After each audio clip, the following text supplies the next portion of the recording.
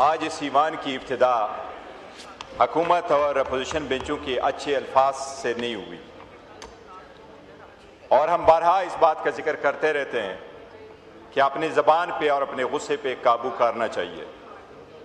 Ivan में जब हम होते हैं और सारी दुनिया और हमारी फैमिली मेम्बर्स उसको देखते हैं तो एक इम्प्रेशन क्रिएट हो जाता है कि यहाँ अवामी मसाइल पे बात होगी। जनाब स्पीकर, हमें एक रेड लाइन यहाँ खींचना होगा कि वो हम क्रॉस नहीं करेंगे as a leader of the opposition हो, चाहे या लीडर ऑफ द हाउस हो या उसके मेंबरान साहिबान हो। इससे न सिर्फ ये तलखी बड़ी है, तनाव बड़ा है, बस जनाब स्पीकर इससे नफरत बड़ी है। इस हाउस को हमेशा एक अपनी जिम्मेदारी निभाना होगी। अचकज़ई साहब ने आदर दिन भी कहा कि इस ईवान को मजबूत करो। मैं इस बात का बरमला एतराफ़ करूंगा कि आज तो हुकूमत के साथ हाथ मिलाना एक घाटे का सौदा है, लेकिन हमने ये फैसला किया हुआ, अचकज़ई साहब ने ऐलान किया है कि इस ईवान की मजबूती के लिए, जमहूरियत के लिए, अवाम के बुनियादी हकूक के तहफ़्फ़ुज़ के लिए, आज़ाद अदलिया के लिए हम ताउन करेंगे और अनकंडीशनल ताउन करेंगे। जनाब स्पीकर, हम वज़ीर आज़म की स्टेटमेंट का वेलकम करते हैं, लेकिन बड़ा अरसा से ये मैटर पेंडिंग है। आज मुज़ाकिरात है, आज बात हो रही है, कल हो रही है, इसमें देर किस बात की है? हमारे मुतालिबात तो बड़े सिंपल है। हमने कभी जाती एजेंडा तो पुट किया नहीं है। हमने तो फकत इतना कहा है कि आईन और कानून के मुताबिक हमारे जो हक है वो हमें दे। हमने अपनी लीडर तक एक्सेस मांगा है, वो डॉक्टर तक रिहाई मांगी है, उसका इलाज मांगा है, उसकी बीवी तक एक्सेस मांगा है।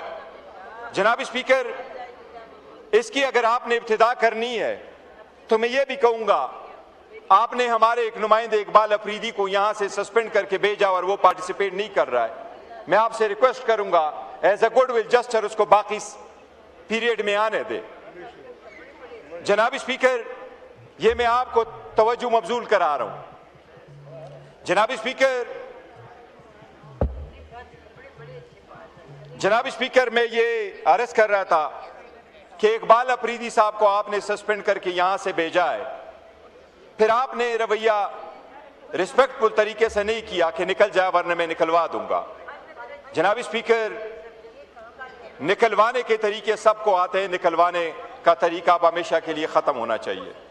जनाब स्पीकर, मैं रिक्वेस्ट करूंगा कि बाकी मानदा पीरियड के लिए उसको आने दें ताकि वो अपना रोल प्ले कर सके, अपने अवाम का अपना पॉइंट ऑफ व्यू यहाँ बता सके। उसका इलाका खैबर बहुत ज्यादा इफेक्ट हुआ है, ट्राइबल ज्यादा इफेक्ट हुए हैं। जनाब स्पीकर, मैं जिनसे तवक्को नहीं कर रहा था कि वो ये बात करेंगे राना तनवीर साहब से, क्योंकि कोई कहता है वो फरिश्ते भी बुरा लिखते रहे जिन्हें कंधों पे बिठाए रखा, वो फरिश्ते भी बुरा लिखते रहे जिन्हें कंधों पे बिठाए रखा। हमारी तवक्को थी कि राना तनवीर साहब का अप्रोच बिल्कुल डिफरेंट होगा। उन्होंने अपनी तकरीर में तो रिमोर्स शो नहीं किया, लेकिन हमारे तरफ आए और हमारे शेर मुल्तान से उन्होंने माजरत की है और आतिफ खान साहब से की है। हम उसको एक्सेप्ट करते हैं। जनाब स्पीकर, गुडविल जस्टिस हम पेश करते हैं, हम रिस्पेक्ट करते हैं। लेकिन एक बात बरमला में जरूर कहूंगा, शेखपुरा खान साहब का इमरान खान का है। इमरान खान शेखपुरा में किसी का मुकाबला नहीं करेंगे। हमारा विलेज कौंसल आप सब के लिए काफी है, कोई भी जगह प्लेस करो, हमारा विलेज कौंसल मुकाबले में आ गया। अगर आप जीत गए हम चले जाएंगे। जनाब स्पीकर, दो तीन चीजें ऐसी है कि जिस तरह एमओयू साइन होने जा रहे जुमे वाले दिन अमेरिका और ईरान के दौरान, और अल्हम्दुलिल्लाह पाकिस्तान ने अच्छा रोल प्ले किया है, हम उस रोल को सराहते हैं कि पाकिस्तान को एक मौका मिला मिडल ईस्ट के पीस लाने में अपना रोल अदा करे और शायद ये आगे स्टेप बन करके आज़ाद फलस्तीन की एक बुनियाद भी बन जाए। लेकिन जनाब स्पीकर, गर्व की में अपनी लड़ाई हो तो कभी आप इंटरनेशनल लेवल पे अपना रोल अदा नहीं कर सके। ये वक्त है कि हम एमओयू ना साइन करें सिर्फ बाकी दुनिया के साथ, बल्कि आपस में इन मुल्क के लिए, जमहूरियत के लिए, अपने हकूक के लिए हम एक मेमोरेंडम ऑफ कमिटमेंट साइन करें। जनाब स्पीकर, इस वक्त बात हो रही है बजट पे। मैं ये कहूंगा ये वक्त है कि हम वो मेमोरेंडम ऑफ कमिटमेंट साइन करें कि ये हमारे वो डेडलाइंस होंगे सवाम और अवाम के नुमाइंदों के दरमियान। और ऑर्डर इन द हाउस, जो मेंबरान इधर खड़े हुए हैं वो काइंडली लॉबीज में चले जाएं। ये इधर, ये ऑनरेबल मेंबरान से गुजारिश है लॉबीज में चले जाएं, ये इधर मुनासिब नहीं है। जी जनाब स्पीकर, 3 चीजों का मैं जिक्र करता हूं। ये मेमोरेंडम ऑफ कमिटमेंट जनाब स्पीकर इस वक्त की जरूरत है। हमें मेमोरेंडम ऑफ कमिटमेंट साइन करना होगा अगर हमने ये ईवान मजबूत करना है, जमहूरियत को दबाम बख्शना है, अदलिया को आजाद करना है और अवाम को बुनियादी हकूक देना है।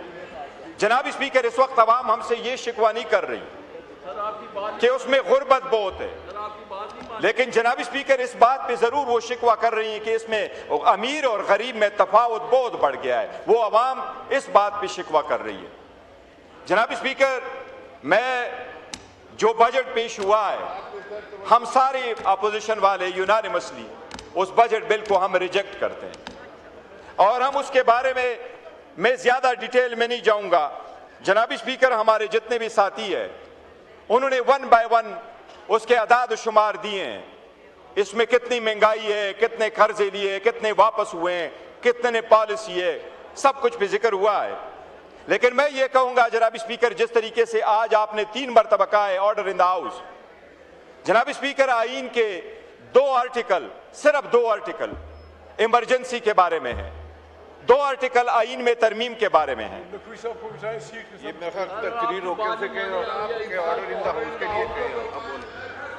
जी, ऑनरेबल मेंबरान से गुजारिश है कि यहाँ जलसा ना लगाएं प्लीज।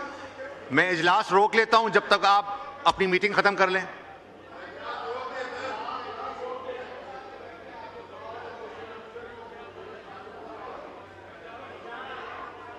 जी, तशरीफ रखें, यहाँ लॉबीज में चले जाएं प्लीज। ये सेंटर वाले इसको भी बोलेंगे जो जी, चीफ व्हिप साहब, चीफ व्हिप साहब अब काइंडली लॉबीज में चले जाएं या तशरीफ रखें। तारिक फजल चौधरी साहब, मेहरबानी करें, ये इस तरह ना करें, वो ऑनरेबल मेंबर बोल रहे हैं। दर्शन साहब, आप भी तशरीफ रखें प्लीज, थोड़ा डिकोमन रखें हाउस में। जी, गौर साहब बोलें प्लीज। थैंक यू जनाब स्पीकर। जनाब स्पीकर, मैं ये बात जरूर अर्ज करूंगा कि आईन में सबसे बड़ी जिम्मेदारी इस ईवान पे, इस नुमाइंदगान पे डाली है आईन ने। आईन के 2 आर्टिकल कहते हैं कि अगर आईन में तरमीम करनी हो तो क्या तरीका अडॉप्ट करना है, और आईन के 6 आर्टिकल कहते हैं बाकी चीजों के बारे में। लेकिन जनाब स्पीकर, आईन के 11 आर्टिकल है सिर्फ इसके बारे में कि बजट कैसे पास होगा। 11 आर्टिकल्स आईन के। ये इतनी बड़ी जिम्मेदारी है क्योंकि आपके पास जो पैसा होता है वो कौम की अमानत है और उस पैसों को कैसे हम इस्तेमाल करें, इसके लिए सबकी विजडम की जरूरत होती है। जनाब स्पीकर, हमें ये अडॉप्ट करना होगा फॉरएवर कि हमारा इस्तेमाल ऐसा हो जिसमें हम एक गरीब आदमी की लाइफ में चेंज लेके आए। इस बजट को हम यूनानिमसली अपोजिशन की तरफ से रिजेक्ट करते हैं क्योंकि इसमें गरीब के लिए कुछ भी नहीं है। इस बजट को इसलिए रिजेक्ट करते हैं, इसके मैं आदाद शुमार पे नहीं जाता। हमारे मेंबरान साहिबान ने, मैं उनको हराज तहसीन पेश करता हूं, उन्होंने बेहतरीन तरीके से उसके आदाद शुमार रखे हैं। महंगाई कितनी है, बजट कितना है, उसके कितने कर्जे लिए गए हैं।